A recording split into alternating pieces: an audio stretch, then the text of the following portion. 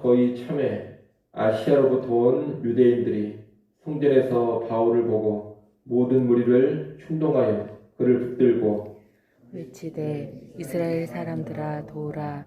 이 사람은 각처에서 우리 백성과 율법과 이곳을 비방하여 모든 사람을 가르치는 그 자인데 또 헬라인을 데리고 성전에 들어가서 이 거룩한 곳을 더럽혔다 하니 이는 그들이 전에 에베소 사람 드로비모가 바울과 함께 시내에 있음을 보고 바울이 그를 성전에 데리고 들어간 줄로 생각함이로라.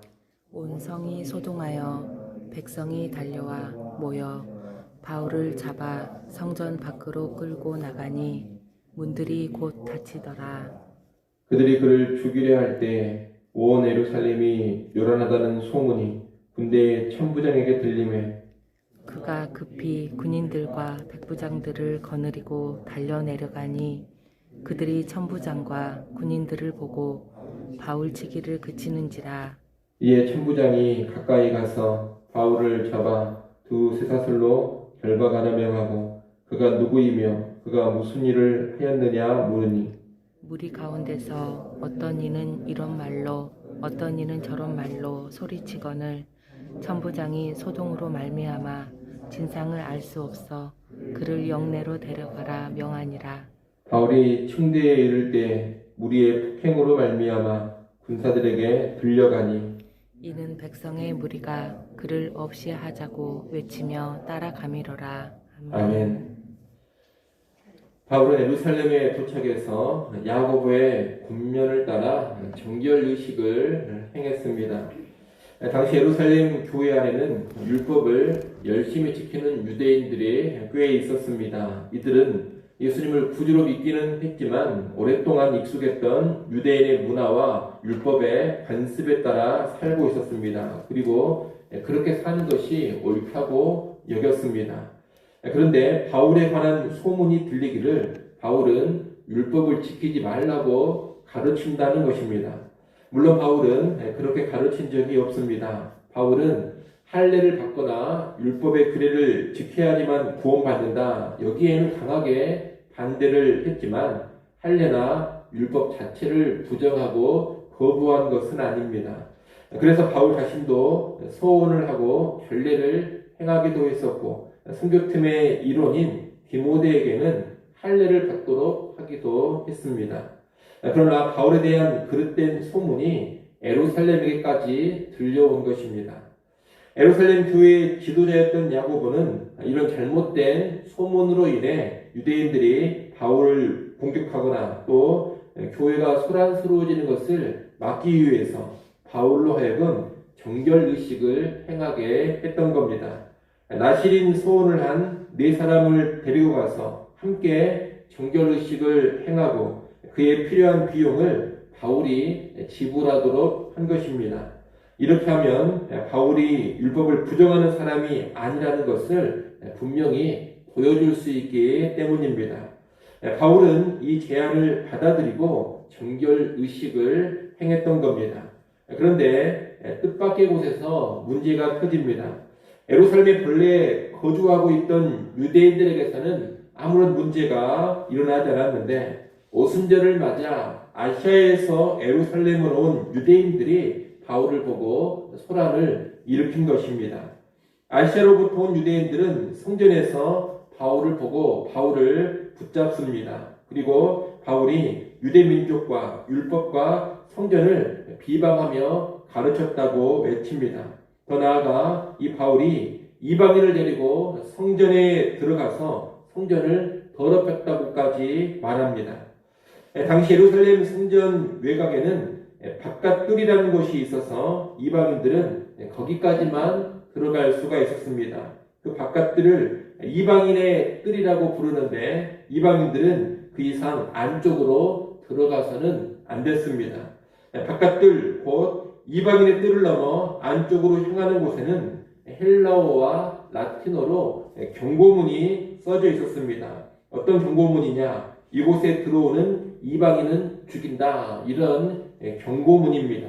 이것은 유대인들이 그만큼 성전을 더럽히는 일에 커다란 거부감을 가지고 있었음을 보여줍니다.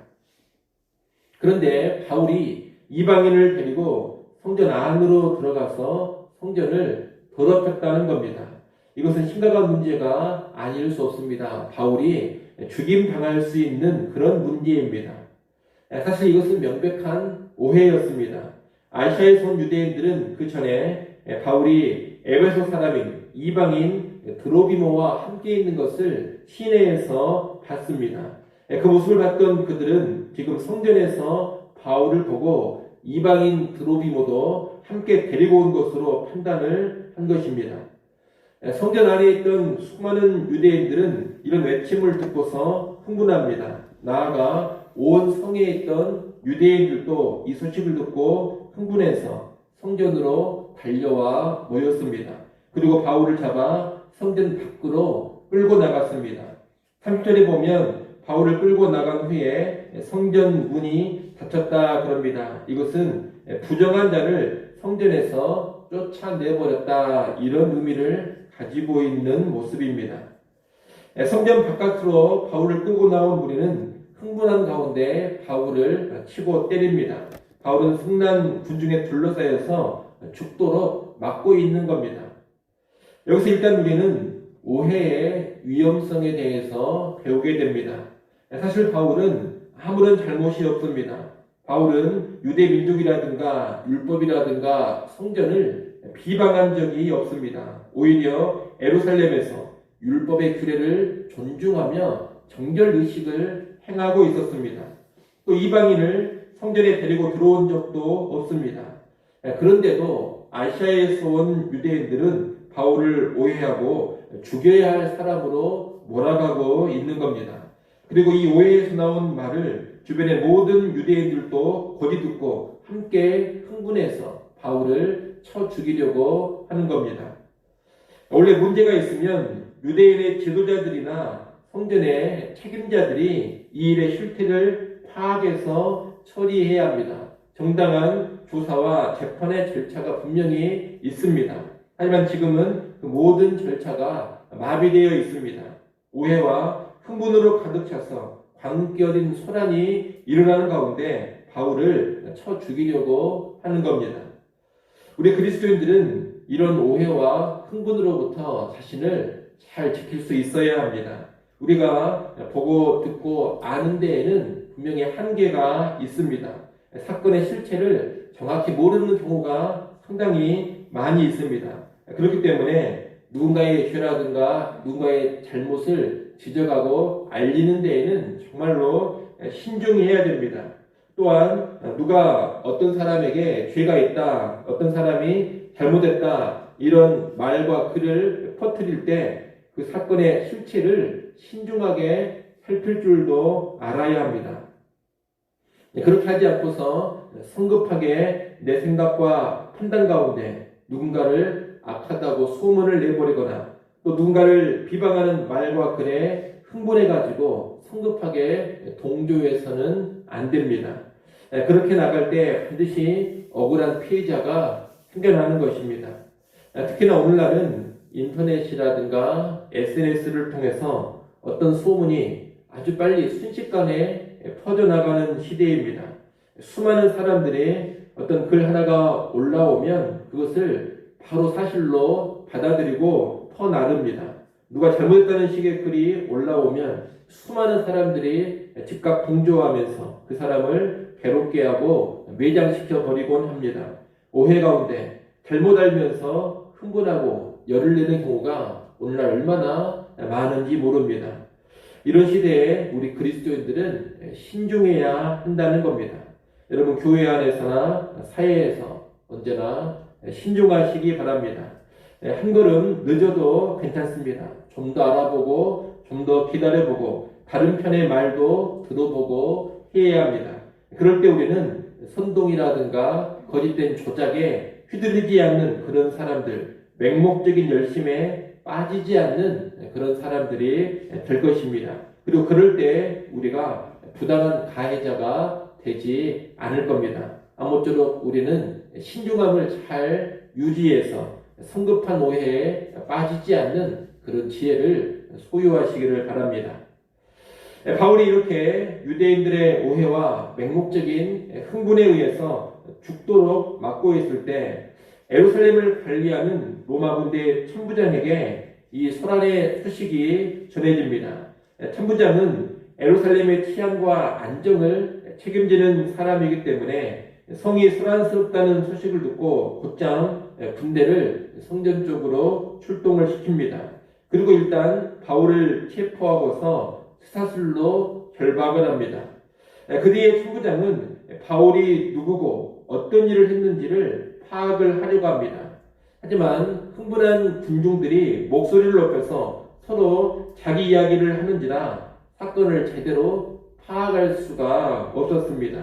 이에 천부장은 바울을 부대의 진영으로 데리고 가도록 명령합니다. 진영으로 데리고 가서 차분히 이 일을 조사해 보려고 하는 겁니다. 그래서 로마 군인들이 바울을 영내로 데리고 가려고 할 때 흥분한 군중들이 바울을 잡아서 또 치려고 합니다. 그리고 군중들은 바울을 죽이자고 아주 크게 외쳐댑니다. 그래서 로마 군인들은 아예 바울을 번쩍 들어 올려서 영내로 데리고 가고자 했다고 합니다. 이것은 하나님께서 지금 천부장을 동원해 바울을 위기에서 건져주시는 모습입니다. 바울이 생명을 부지하도록 하나님께서 지켜주셨다는 겁니다. 하지만 바울이 생명을 하나님의 도우심으로 부지하긴 했지만 바울이 큰 고초를 겪은 것은 분명한 사실입니다. 그리고 바울이 지금 당하고 있는 이 고난은 예전에 예수님께서 예루살렘에서 당하셨던 일과 아주 유사합니다. 유대인의 거짓 고발로 체포되는 모습이라든가 맞는 모습, 흥분한 군중들이 그를 없이 하라고 외치는 이런 모습들이 예수님 때와 아주 흡사하다는 겁니다. 지금 이런 예수님과 흡사한 모습은 뭘 보여주는 것이냐? 이 사도 바울이 예수님이 앞서 가셨던 그 길을 그대로 자기도 걷고 있음을 보여주는 겁니다. 예수님의 판박이와도 같은 모습이 지금 바울에게서 예루살렘에서 나타나고 있는 겁니다. 우리는 여기서 예수를 전하는 사람은 예수님께서 가셨던 그 고난의 길을 그대로 뒤따라 갈 수밖에 없음을 다시금 배우게 됩니다. 예수님을 믿고 따르는 길, 예수님을 전하고 알리는 길은 마냥 좋은 꽃길이 아니라는 겁니다. 가시밭길입니다. 예수님께서 가신 길이 십자가의 길이기 때문에 예수님을 따를 때 그분의 제자인 우리 역시 십자가의 길을 갈 수밖에 없습니다.